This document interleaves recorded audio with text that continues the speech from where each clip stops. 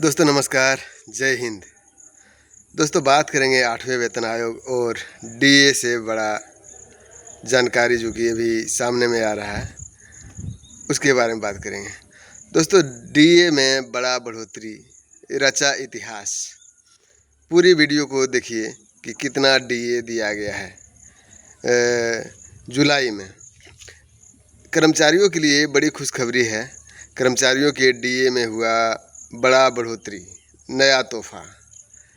हर साल की तरह इस बार भी सरकारी कर्मचारियों और पेंशनर के लिए महंगाई भत्ते डीए में बढ़ोतरी होने वाली है। लेकिन क्या आपने कभी सोचा है कि ये भत्ता आखिर तय कैसे होता है और इस बार 2025 में इसे बढ़ाने की तैयारी क्यों हो रही है?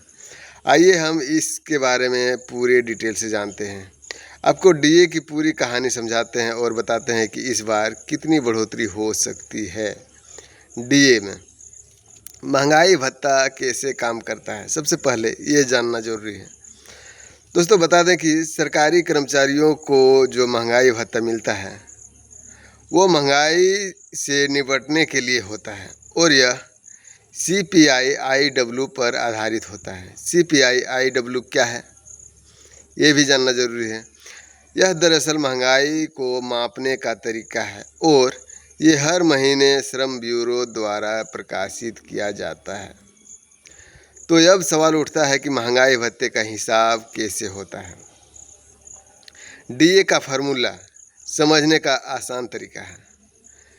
डीए और प्रतिशत बराबर ये CPI औसत बराबर बेस ईयर इंडेक्स गुने 100 बराबर बेस ईयर इंडेक्स।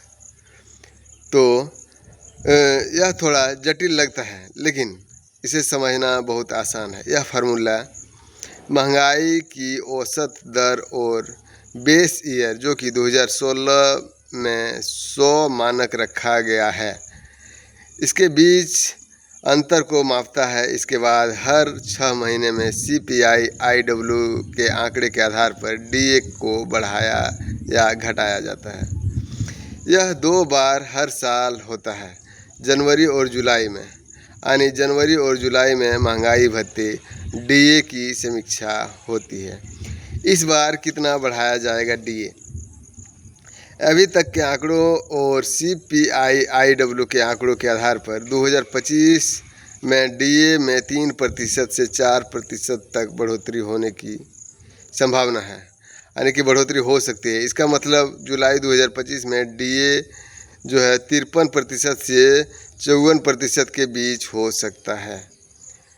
जब डीए 50 से ज़्यादा होता है तो सिर्फ महंगाई भत्ते में ही नहीं बल्कि AHRA, हाउस रेंट अलाउंस और अन्य भत्तों में भी बढ़ोतरी होती है। इसके लिए सरकार अलग से नोटिफिकेशन जारी करती है।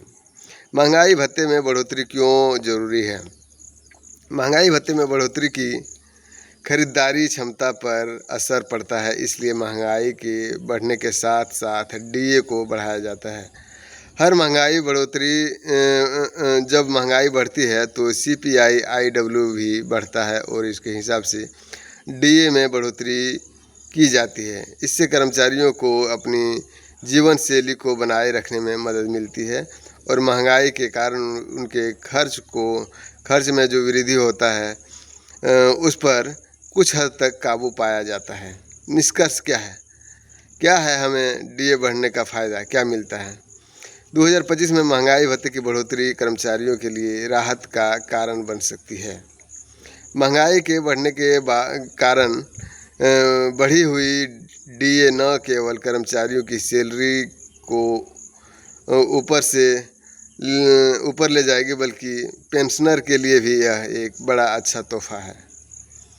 जुलाई 2025 में डीए में 3% से 4% की बढ़ोतरी हो सकती है और जब डीए 50% के पार जाता है तो AHRA और अन्य भत्तों में भी बदलाव होता है।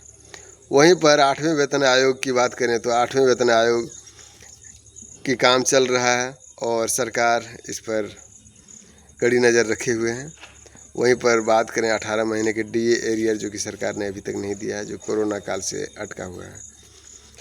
काफ़ी ज़्यादा संघर्ष कर रहा है कर्मचारी संघ ने, लेकिन अभी तक कोई निष्कर्ष नहीं निकल पाया है। वहीं पर बात करें बड़े बड़े मीडिया की, आज तक का अंजनाम कश्यप, श्वेता तिवारी जैसे बड़े बड़े पत्रकार भी चुप्पी साधी हुई है, क्योंकि कर्मचारियों की आवाज़ को उठाना चाहिए, लेकिन ऐसा ना करता है। आपका क्या राय है कमेंट बॉक्स में ज़रूर लिखें। वीडियो अच्छा लगे तो लाइक, शेयर और सब्सक्राइब जरूर करें। जय हिंद, जय भारत।